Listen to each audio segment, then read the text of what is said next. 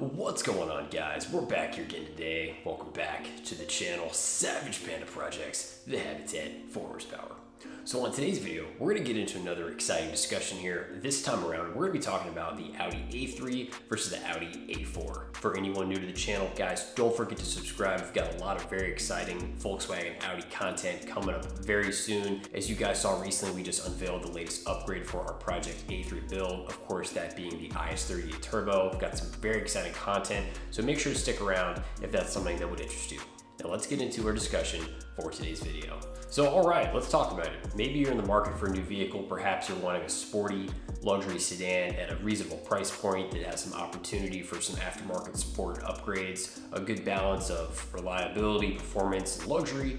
So let's go ahead and compare the two vehicles. Those, of course, being the MQB Audi A3 and the B9 Audi A4. Now, guys, please keep in mind for this discussion, we are only going to be talking about the Quattro all-wheel drive equipped models for both the A3 and the A4. The front-wheel drive models are not going to be included in today's discussion.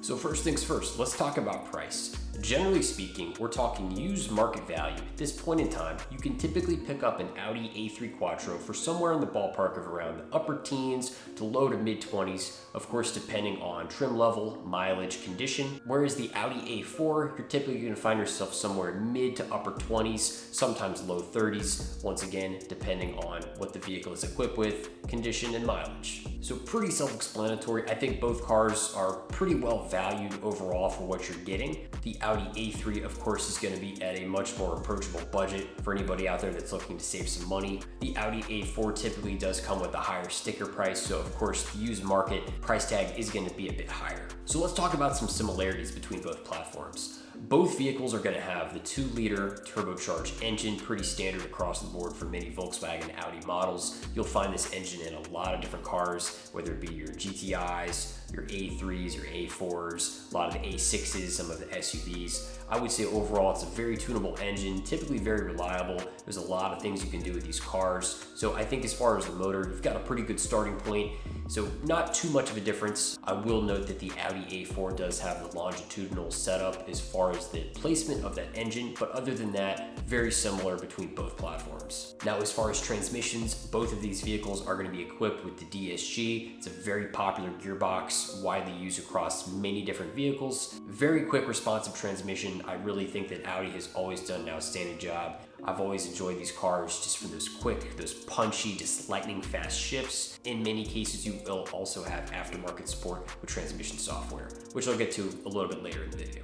Now, getting into some of the differences between both platforms. The Audi A3, of course, is going to be an overall smaller vehicle. It's going to be more compact, a little bit more economical. The Audi A4 is going to be a more spacious, overall larger, more luxurious vehicle. You can see it does have more of an upscale, sophisticated interior, where the A3 is going to be a bit smaller, not quite as much room. When making the decision between these two vehicles, it's really a matter of what is important to you. If you want more of a lighter, smaller, more of a nimble sedan, of course the A3 would be your clear choice. And if you value the luxury, the refinement, the longer wheelbase of the A4, that's of course going to be the better choice for you. Now, when you're looking at the two vehicles from the perspective of an aftermarket performance enthusiast that's looking to upgrade the car, you're always looking to see what your ecosystem is as far as your bolt-ons, your tuning support, all the different mods available for both cars. The Audi A3 is going to be the clear winner. Of course, being part of that Volkswagen Audi MQB platform that shares everything with your GTI, Golf R, A3, S3, TTs, all those different vehicles, they have interchangeable parts, lots and lots of bolt-ons to choose from. ECU software, TCU software, you name it, there's plenty of options out there. So you really can't go wrong if you're looking to make some more power and just get the best aftermarket support.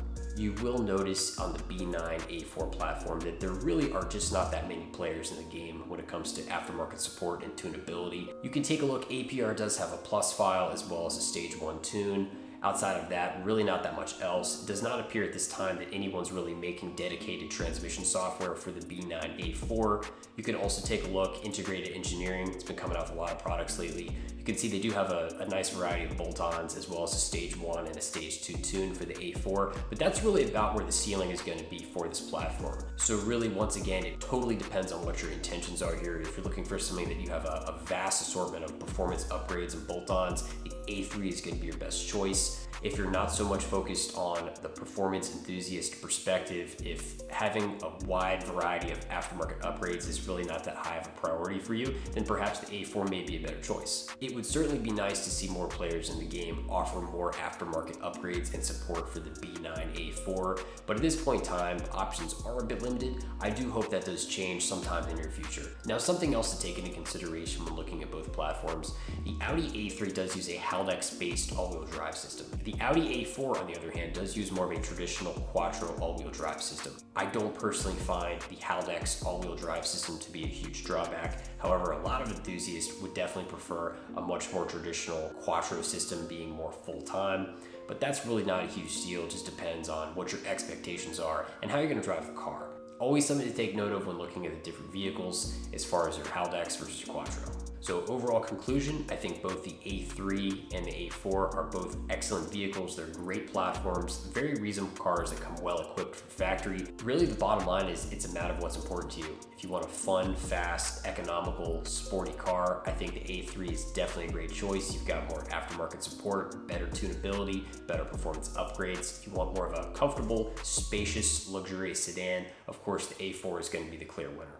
Let me know your thoughts. Leave a comment down below. Let me know if you've had to make this decision when shopping for your next vehicle, if you decided to go with the A3 or the A4. Always curious to hear your thoughts. Well, thank you guys so much for checking out today's video. Make sure to give the video a thumbs up, subscribe for more. I will see you guys in the next one.